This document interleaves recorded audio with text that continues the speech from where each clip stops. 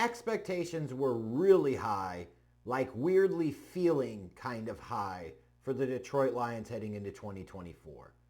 To have real like Super Bowl aspirations for the Detroit Lions just feels odd in the cockles of your soul, right? It does, and it should, and for good reason. But the Lions were also viewed as a legit Super Bowl contender for good reason. They were this close to making it the Super Bowl the previous year. This close. I mean, they were up big on the 49ers, and they pissed it down their legs in the second half. There was no other way to spin it.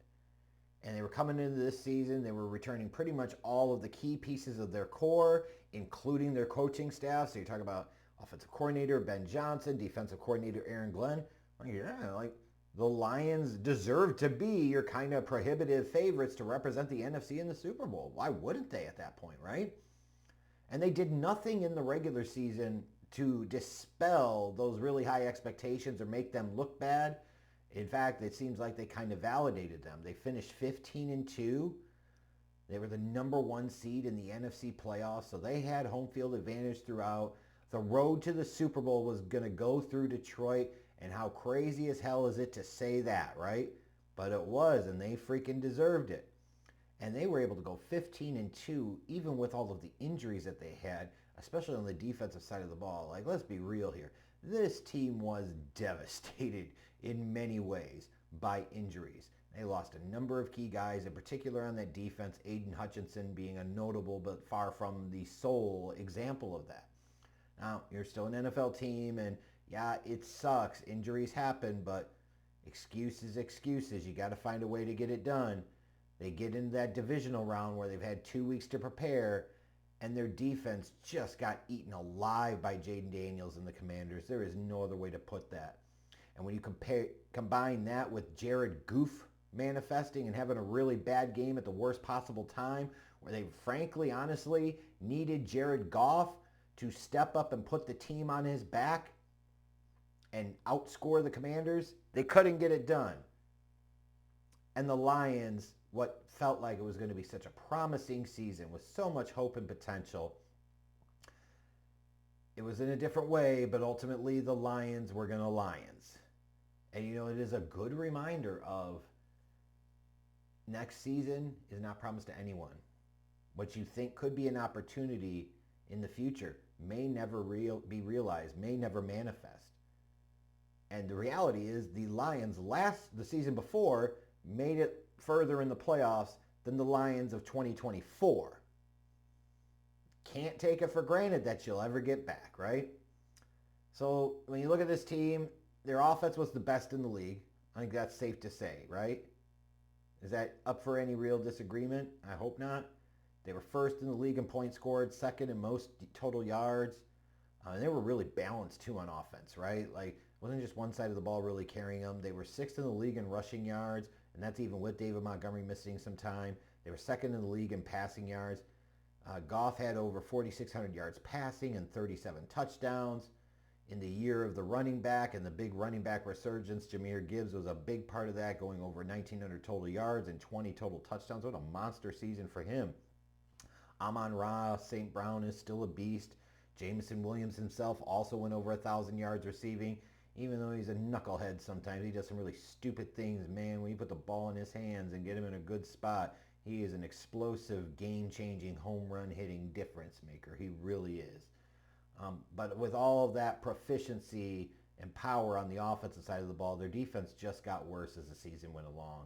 And while they finished 7th in points allowed, they were 20th in total yards allowed. They were 30th in passing yards allowed. They had late season games where they allowed 31, 42, and 34 points respectively. It's just really not going to go well. You don't have to have an elite defense to win a Super Bowl, but you have to have one that can at least get some stops. And against the Commanders, the Lions struggled to even do that. And here we are. And now it introduces this whole period of uncertainty for the Detroit Lions, where the past couple of years, this has been one of the better teams and better organizations in the National Football League. Now gone are your two kind of superstar coordinators, right? Ben Johnson is gone to be the head coach of the Bears, and Aaron Glenn has went back home in a sort of way to be the head coach of the New York Jets. So now the Lions are going to have new guys manning the helm on both the offensive and defensive side of the ball. So it's a period of transition for this team. And, it's one of the prices you pay for being pretty successful for multiple seasons, which the Lions have been. Now we'll see what Dan Campbell's really about. We'll see what this team is really made of. Good thing for them to go into this offseason with about $50 million in cap space or so. So that gives you some flexibility to do some things.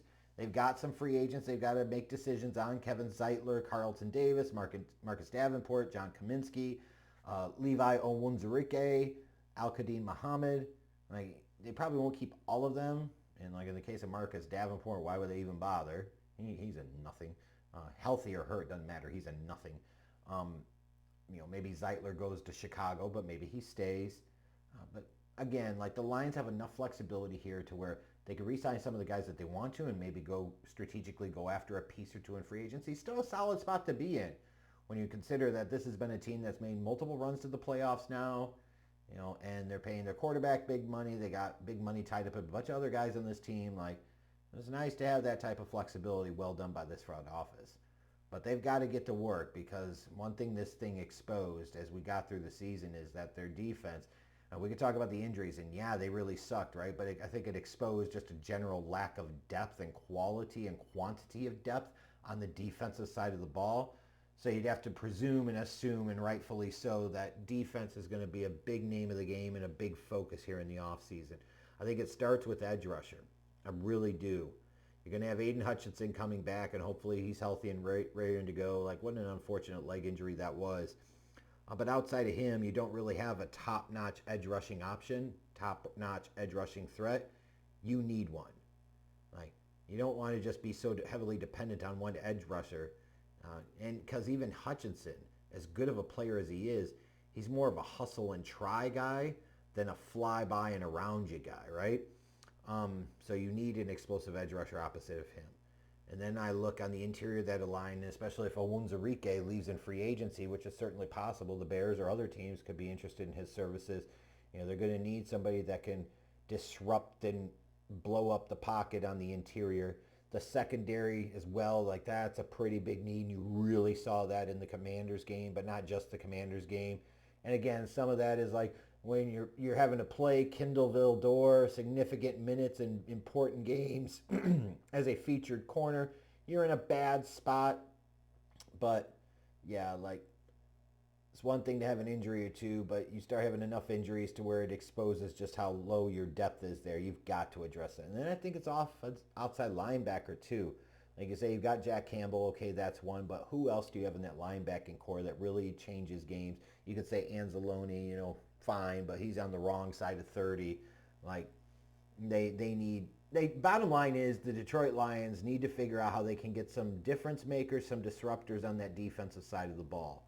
To go with the Aiden Hutchinsons, to go with the Brian Branches, to go with the Jack Campbells. Maybe they think Terrion Arnold is going to develop into one of them, but they need a couple of more dudes on that defense. And if this team gets a couple of dudes on defense in the offseason, I would not count them out in 2025. I promise you that.